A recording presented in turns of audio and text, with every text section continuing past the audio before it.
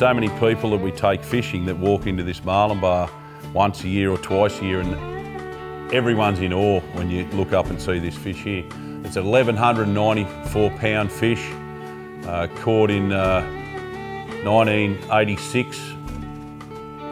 Captain Dennis Webb, crewman Captain Derek Chris on the Artisy, Robbie Cadellan, and this is what people come to catch. Now there's 99% of these fish are released, and we use circle hooks. We keep the fish in good shape, we make sure they're going okay, and we let them go. We satellite tag these fish, we track their movements and all that, but we're not really worried about where they go. We're just so happy and blessed they come back every year to the Great Barrier Reef. Giant black marlin. What a place.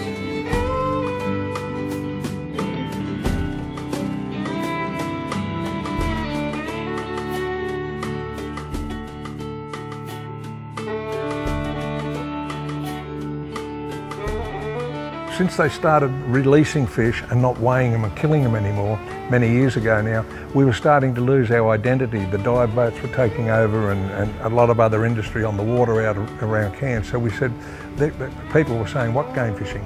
So we just decided, well, we have to do something about it. So we wanted to put in a marlin, and the story of the history of Cairns, which started with George Bransford, of course, who was here during the war.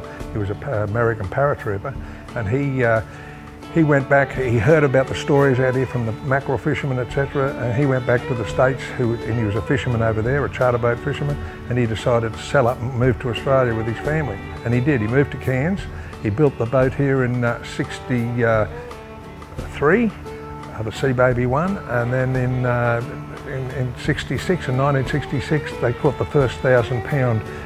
His deckhand Richard Oback was the angler, and George was the captain, and they caught the first 1,000 pounder, 1,064 on 80, which was a world record. And of course that went around the world like a wildfire. Everyone heard about Cairns all of a sudden. It was the first 1,000 pound plus marlin caught in Australia. So that was the start of the industry. It stands as a destination for marlin fishing on the world map. There was nowhere else in the world that people could go and regularly catch 1,000 pound black marlins. So it really set Cairns as an international destination, and famous people like Lee Marvin, Ernest Borgnine, Peter Strauss, so many well-known people, not only in the entertainment industry but in the fishing game, came to Cairns to catch that 1,000 pound black marlin. You know, the word started to get around, and the first lot of big clients and the money people coming out with the people from Fort Lauderdale, Florida, Miami, Fort Lauderdale, all that area, and they were the ones that used to fish for the giant tuna over there out of the Bahamas and that, Cat Key and Bimini and places like that. Well, they were the first lot to come out, and once a handful of them started, like Jojo Del Guercier came out with Peter Bristow and me, Johnson & Johnson products, he came out with me. And next thing you know, Denny Phipps and all sorts of big names are starting to hit Cairns. Well, that flows on to the other people that probably weren't as bigger names, but they said, hey, those guys are going out there, there's got to be something in this. So they all start to come. And next thing you know, the fleet just expanded, and it was on for young and old. And yeah, there was boats coming from everywhere. It was amazing.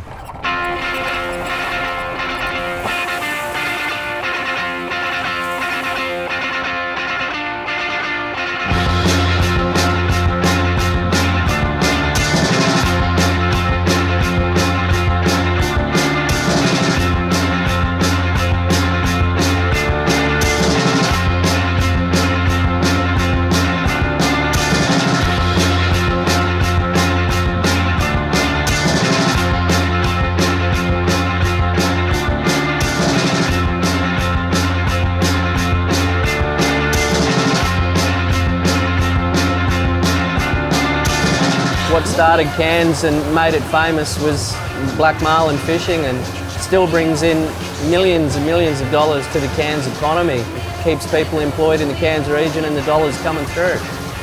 It hasn't looked back since. We inject through the association and through the fishery well over $150 million a year into the Cairns economy, and as such it is an important part of the area.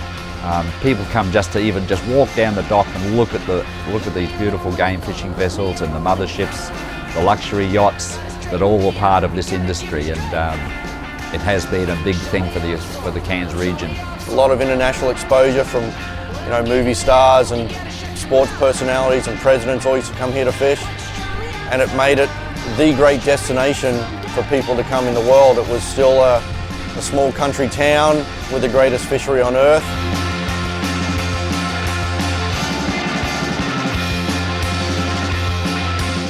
The giant black marlin fishery brings a lot of tourism to Cairns, and I think even the average resident of Cairns doesn't realise how much money it brings in from the basic level of hotels and other attractions that the guests partake in while they're visiting the country, but to the grassroots of buying groceries and local produce. I think we're very big on the reef of making sure that our guests get the entire experience while they're here.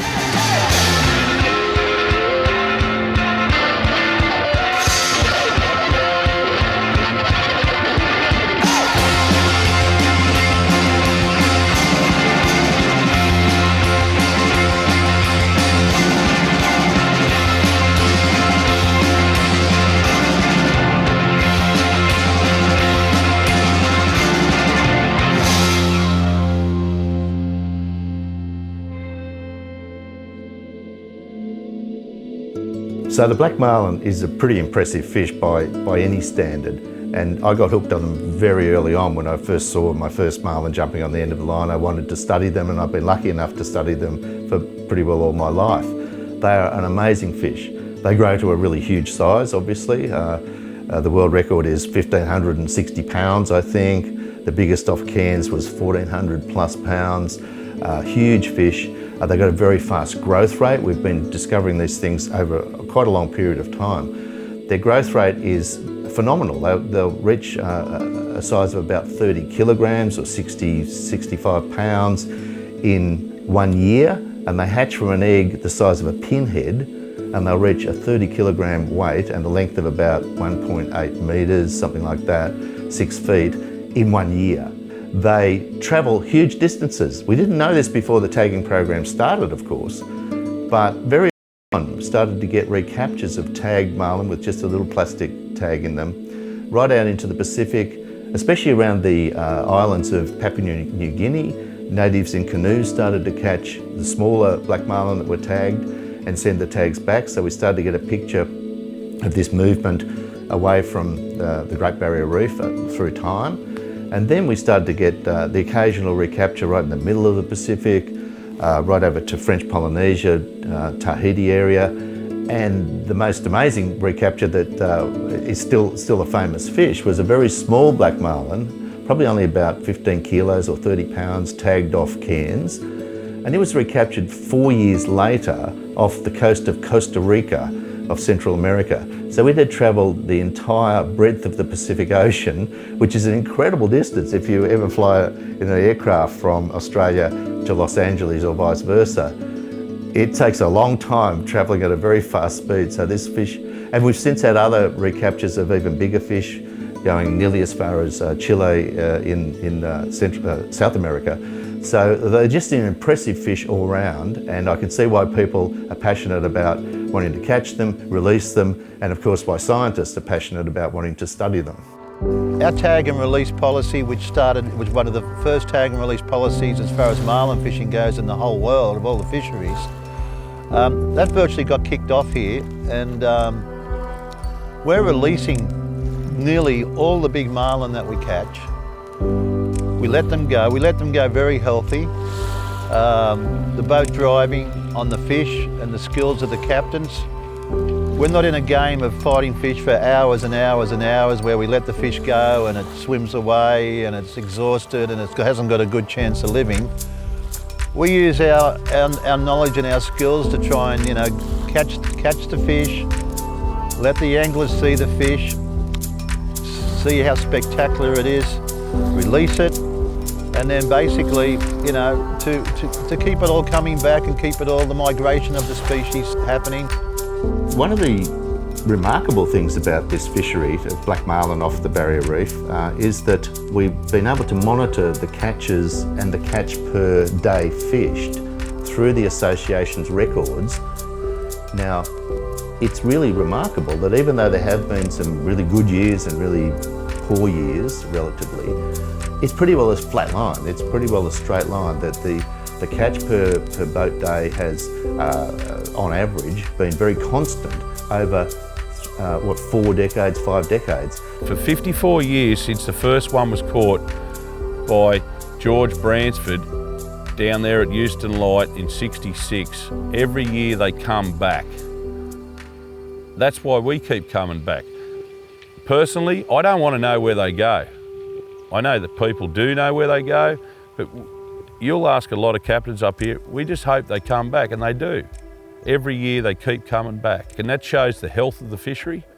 There's 20 boats doing what I do up here, and we're up here for 100 days, that's it. And then we go away, and we come back next year and the fish are here to greet us.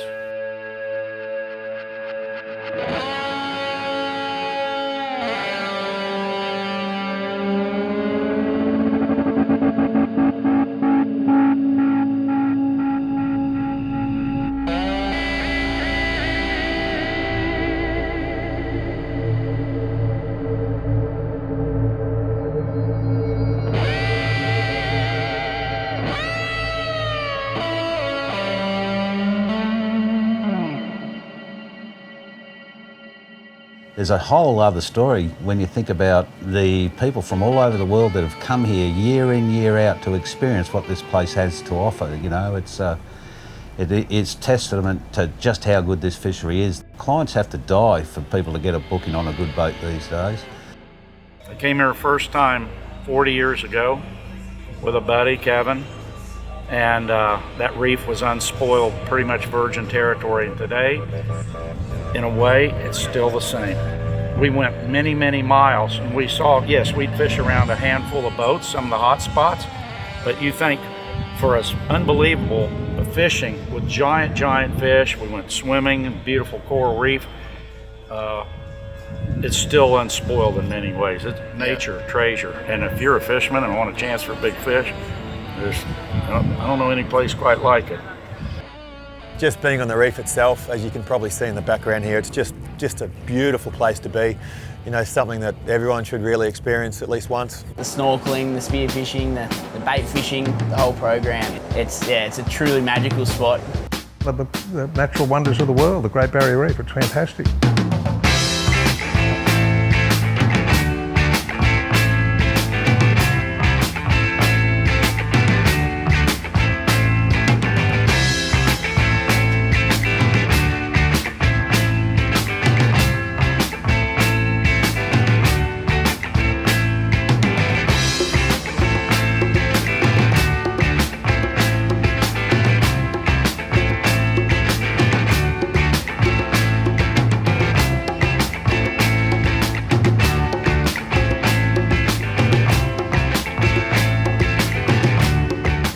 I haven't come across a fishery that is as well managed as the Barrier Reef.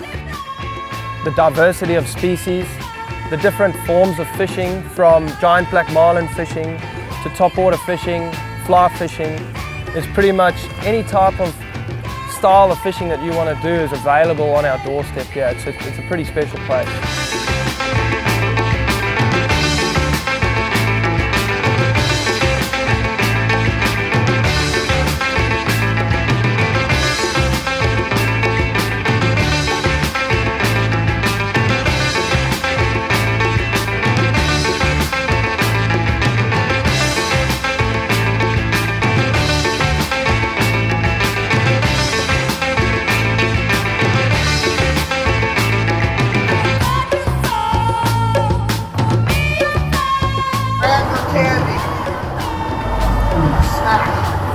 Having the Great Barrier Reef as a destination to fish from and out of, and also the anchorage behind the reefs at night and providing the shelter is quite amazing. You know, once we're out and operating on the reef here, we literally only have hundreds of metres to go before we start catching 1,000-pound marlin. It's one of those places that you really just need to come and see for yourself, because words can't really explain the place.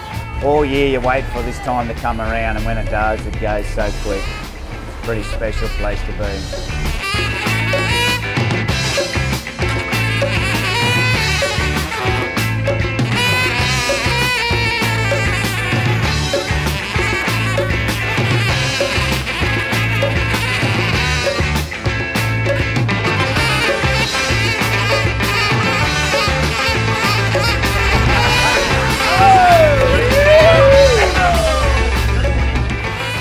Spirit's a wave piercer. She's a 35 metre long wave piercer, 304 gross tonnes. We do a lot of mother shipping. My favourite time on Spirit because we get to be involved in the heavy tackle season on the Great Barrier Reef, which if you haven't done it is absolutely spectacular. Best place in the world to catch a big fish, over 1,000 pounds.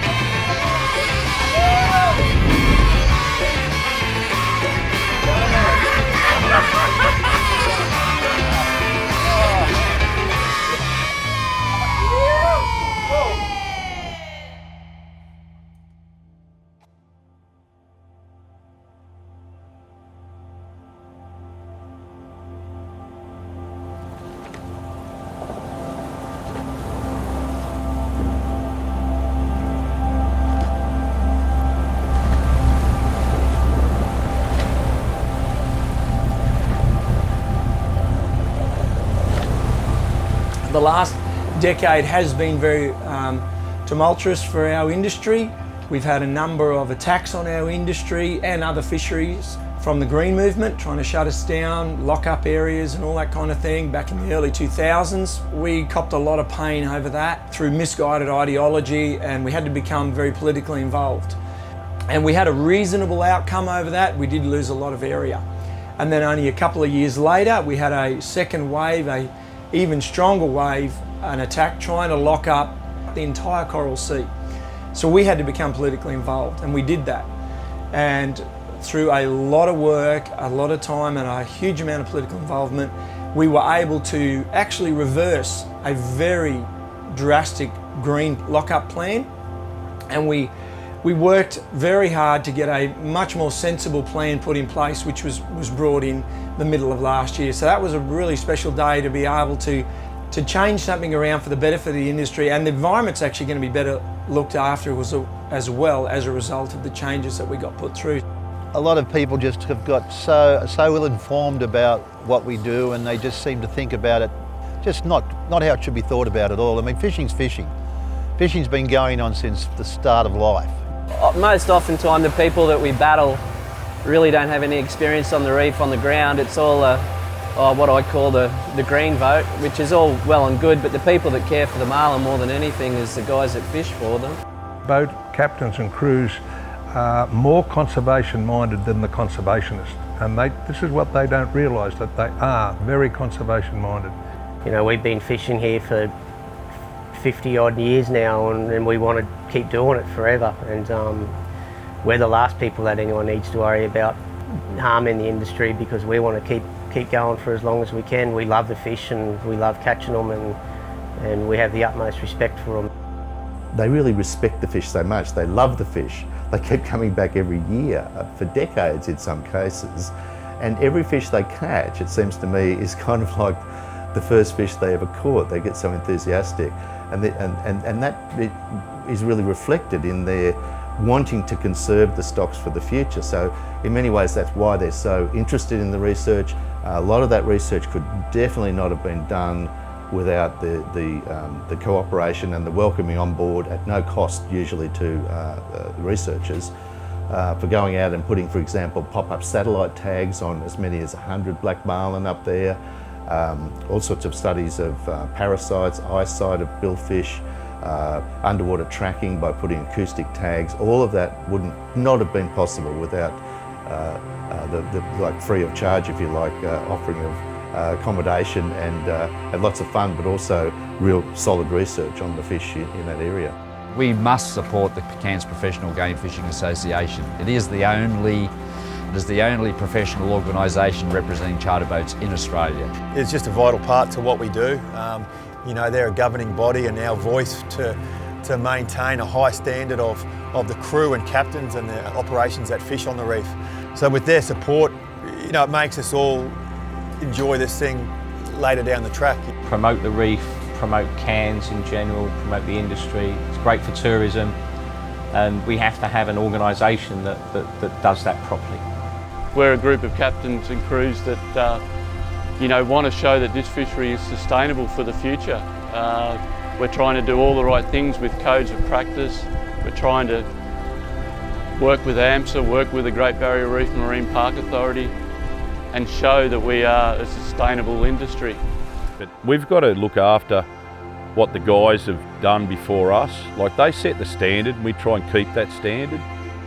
Like the level of professionalism, we rewrote the code of conduct to get up to today's age. We're talking about biodiversity, we're talking about conservation, we're talking about circle hooks, we're maintaining the IGFA angling standards here. We're looking after the reef. There's no one out there. We see a government plane now and then. They're not worried about us. They know we're doing the right thing. We have the fisheries turn up here. We have Great Barrier Reef Marine Park Authority guys turn up here. AMSA turns up here. They don't mess with us too much because our standards are so high. We're maintaining vessels at a level of professionalism and maintenance that's second to none. The vessels are up to sort of the highest standard I've ever seen anywhere. The safety of these vessels, because the rules and regulations in Australia are so stringent, and so you know these charter vessels, these marlin boats, are just built to the highest standard for safety.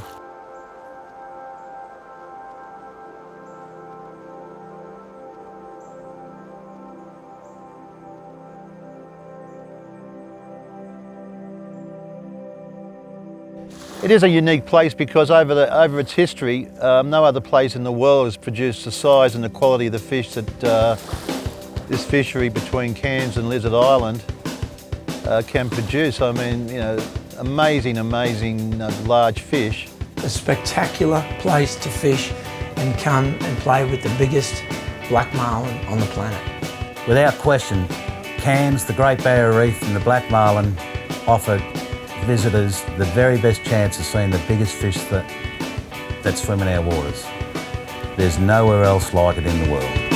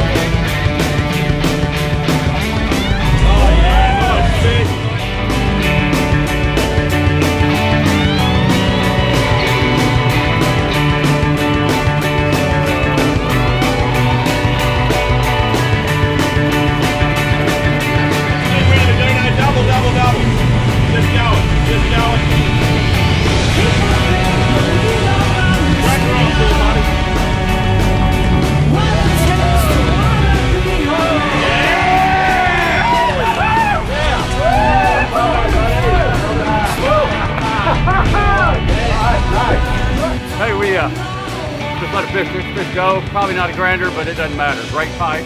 Nice jump. Good friend Laurie, good friend Tim here.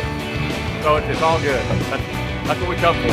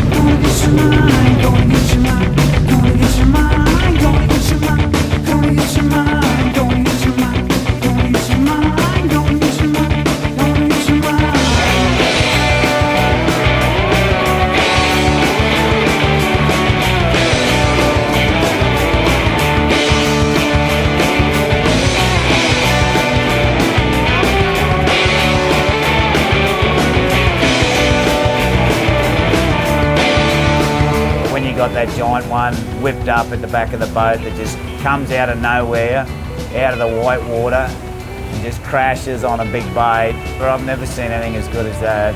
And anyone that's seen it will never forget it. You just wish you could play back that memory bank of some of the bites you had.